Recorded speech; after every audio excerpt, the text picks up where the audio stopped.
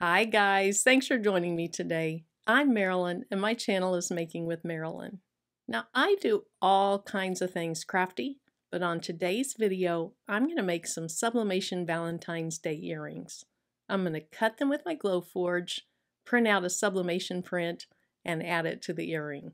So if you're interested in that project, keep watching the video. Here's the supplies that I'm going to use today. First of all, I printed off 3 designs from Creative Fabrica. I have a UniSub panel. Now this is what I'm going to cut the earrings out of.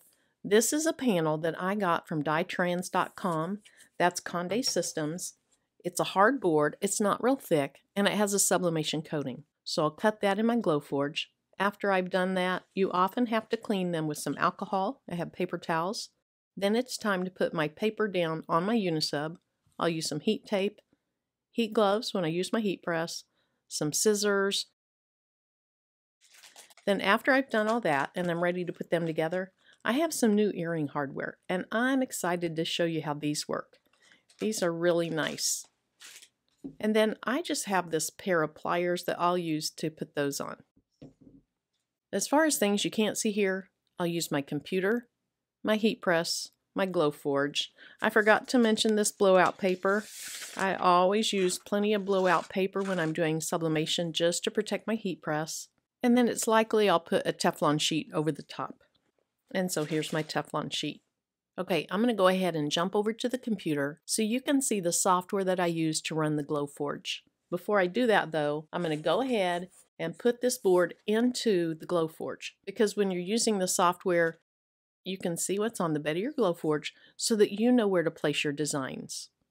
Now really quickly before we go to the Glowforge, I told you that I got my designs on Creative Fabrica. I also got my earrings on there.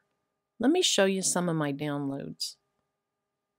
Creative Fabrica, they have all kinds of PNGs, SVG cut files, rhinestone templates, embroidery, just all kinds of things. So here's one of the designs. In this file, you get a whole lot of different background papers. I used this one. For another one of my designs, I used one of these bright pink polka dots. I think it was this one right here because it's almost red. Very beautiful. For my earrings, I used this file right here, and I'm cutting this earring, this heart earring, and then one more that I made based on another file I saw. I really love this file because look how rounded the top is and it already has the cut hole in there. Then for my last design, I used one of the papers out of this bundle. Now I absolutely love Creative Fabrica. You can get so many things and there are some adorable things in there. So I'm going to put a link below. If you want to try this out for a month, it's $1. You can cancel at any time. If you decide to keep going, and you use my link, you'll get a discounted rate of $19. If you try it for a month, you can download tons and tons of things and you get the commercial license. Now I printed from Inkscape, but you can use whatever software you typically print from. All right, we're going to go ahead and go to the Glowforge software. I'm on the dashboard of my Glowforge, and so I'm going to click on Create, Upload from File, then I'll bring in those 3 earrings.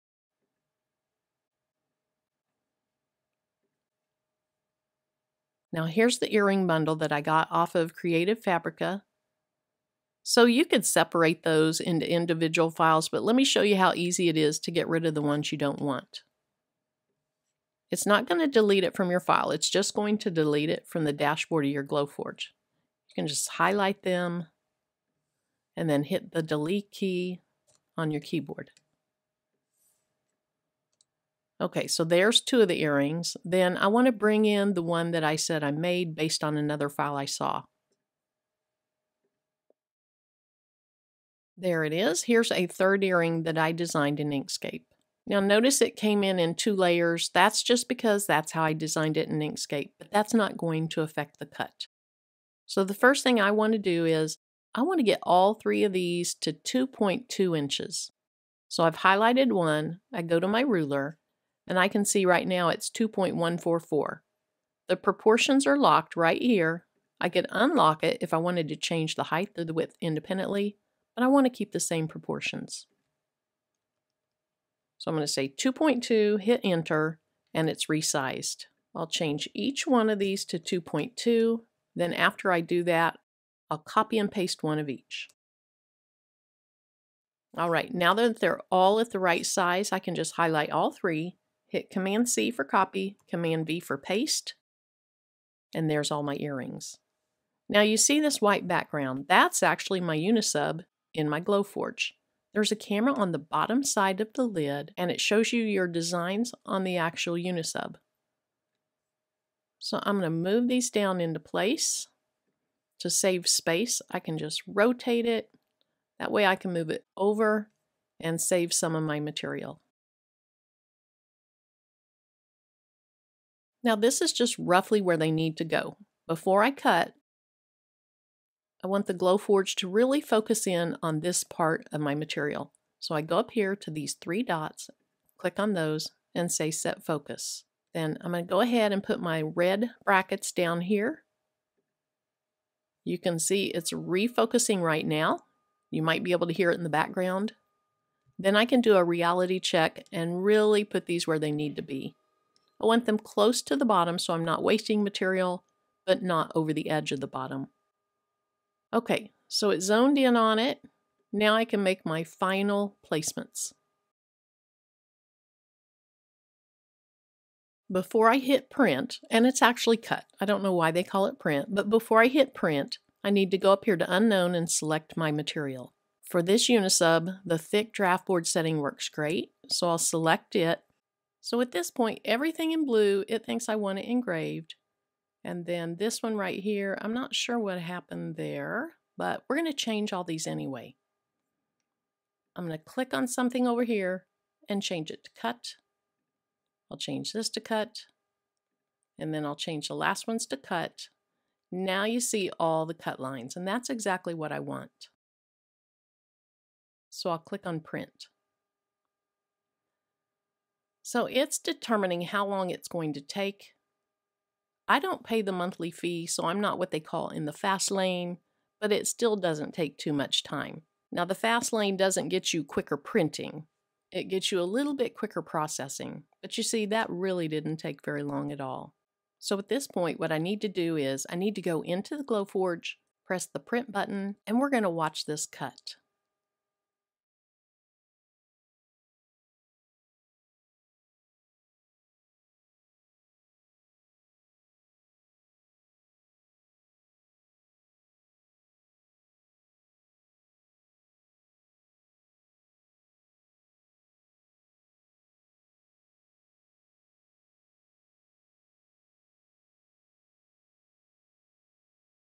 Now you see how much singeing is on that, so your hands are going to get dirty. First things first, let me go ahead and punch out any of the centers that didn't just fall out.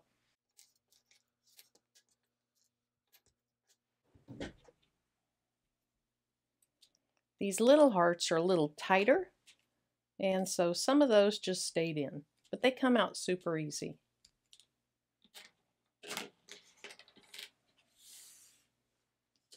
Then before I remove the protective paper or the protective coating, I want to go ahead and clean the sides. If I take the coating off first and then I clean the sides, I'm just going to drag some of it on top. So to clean the sides, first thing I'm going to do with just a dry rag or a dry paper towel is just rub around the sides and rub pretty hard to get as much off as you can.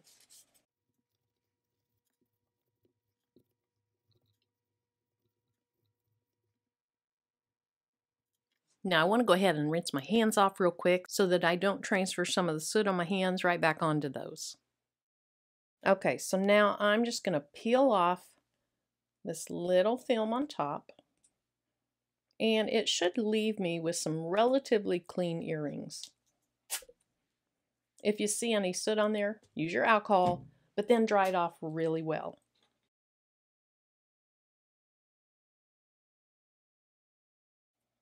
Now I save these for last because your cuts are so close together that sometimes it leaves a little bit of the film inside. In this case it didn't. That looks good. One more to go and we're ready to start sublimating.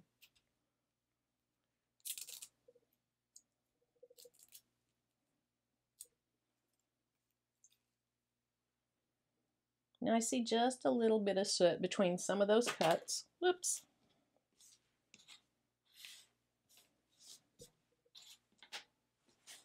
Moisture and sublimation are not friends. So if you have your sublimation paper close by, don't spray the alcohol. Okay, you can see there was some soot on the top of these two.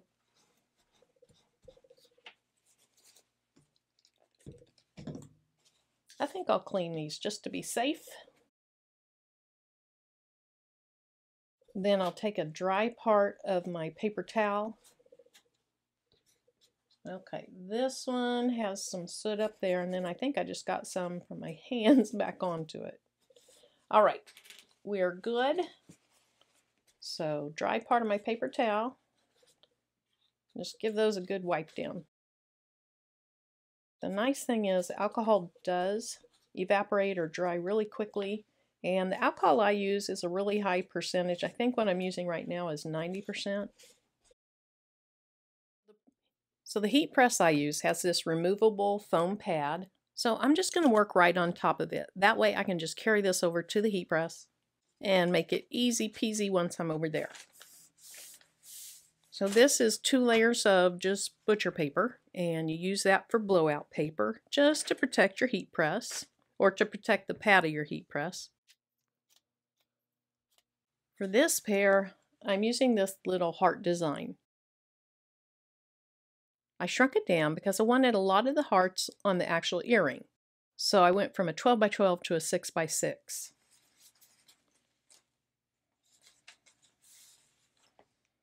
So I'm just going to generally put these where I want them. And I want to place them so I get at least one entire heart right here.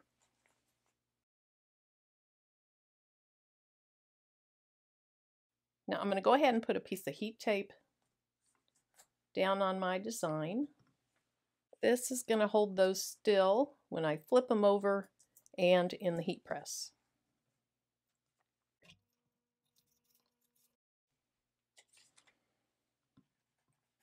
Now on the heat press you need paper side up. So I'll go ahead and flip that over now so I don't forget. Then I'm just going to repeat the process on the next 2 pair of earrings. Now this is an abstract design, so honestly it doesn't matter how these go. They could go upside down, they could go right side up. There's a lot of purple here, so I probably either want to have both of them in a lot of purple, or maybe I'll flip them over, get a little bit more of the red or the dark pink. They're not going to match exactly, but I'm okay with that. In your design, if you wanted to place an outline of these on your paper exactly where you want to lay them down, you could do that. It would serve kind of as a template. Or you could cut it out slightly bigger than the earring, exactly where you want it cut out. But for me, this works fine. So on this last pair, I'm going to try to put this little hole between 2 of the polka dots. Now I didn't leave a lot of extra on the side, so let me check, make sure that's going to cover.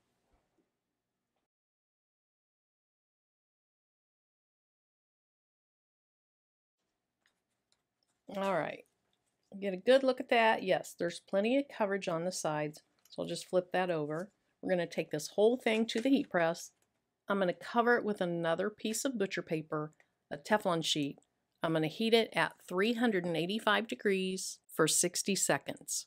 Now I'm going to link most all the materials that I'm using today in the description of the video. If you need to buy these supplies anyway, there's no extra cost to you. It does give me a small commission that really helps my channel out, and so I appreciate it very much if you can take advantage of those links.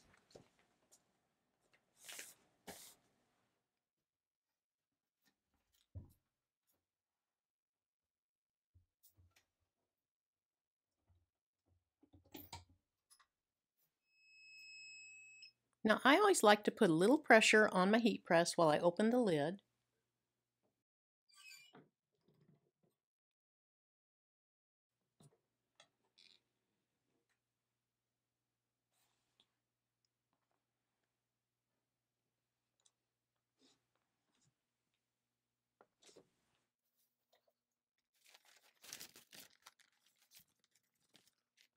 Now the paper isn't too hot. When I take them off the back, this part of the earring is going to be very hot. So I want to go ahead and try to get some of that tape off real quick. Otherwise it can flop around and touch the front of the UniSub. Now I've had that happen and it hasn't been a problem yet, but I just want to be safe. That is pretty. Look at that. You can see that marbledy coloring in there. That's exactly what I wanted. So cute. Now the other thing, if you're new to sublimation, I want to let these cool down just a little bit before I start moving the earrings around. If it's still extremely hot, hot enough to sublimate, and you move them, you can cause blurring or ghosting.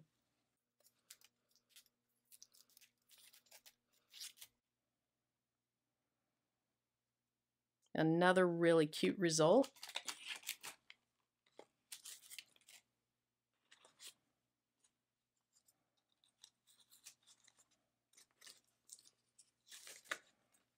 And then there's my last one.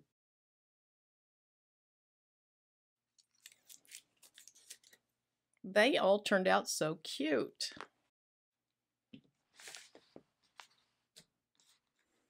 Now remember I told you about this new hardware. This hardware, you have this little thing that hangs down, and all you do is you squeeze that into the holes of your earrings. And these aren't real thick, but putting a jump ring on these, your jump ring has to be pretty large. They kind of flop around, so I wanted to try these. These came with some sublimation blanks that I ordered from Amazon, so I reordered more to use in earrings I make myself. So I'm going to use a black pair on my black and pink earrings, and then a silver pair on the others.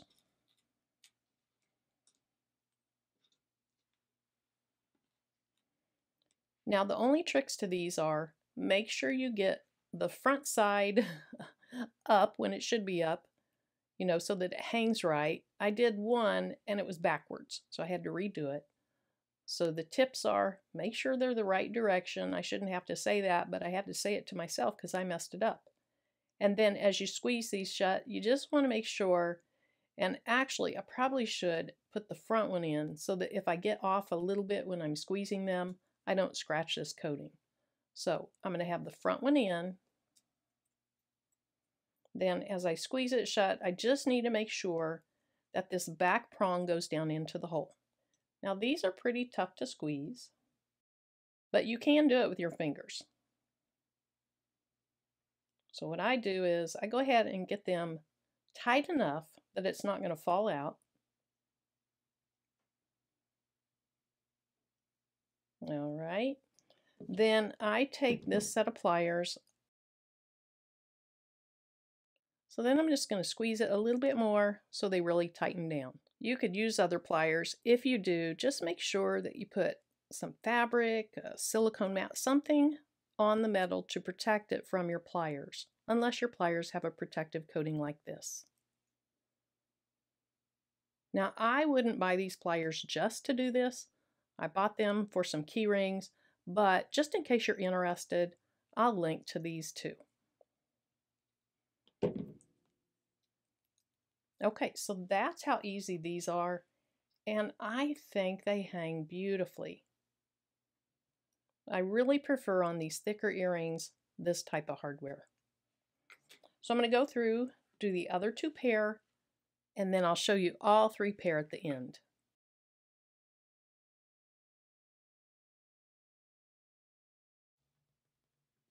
So I discovered if you put it down on something, it's easier to close. You're not wobbling all over the place.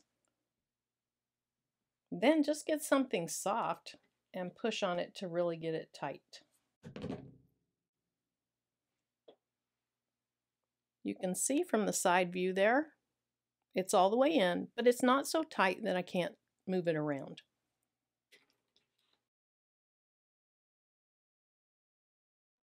Here's my three pairs.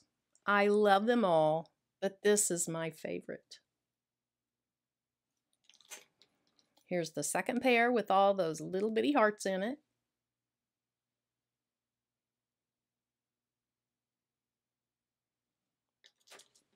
and then the third pair.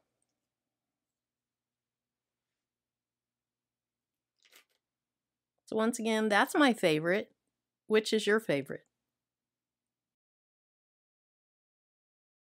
If you haven't subscribed yet, please consider doing so. If you do, tap that bell and select the all notifications so that YouTube lets you know anytime I upload new content. Then please go ahead and hit that like button. And then if you have any questions or comments, leave them in the comment section below. Thanks again. Until my next video. Bye-bye.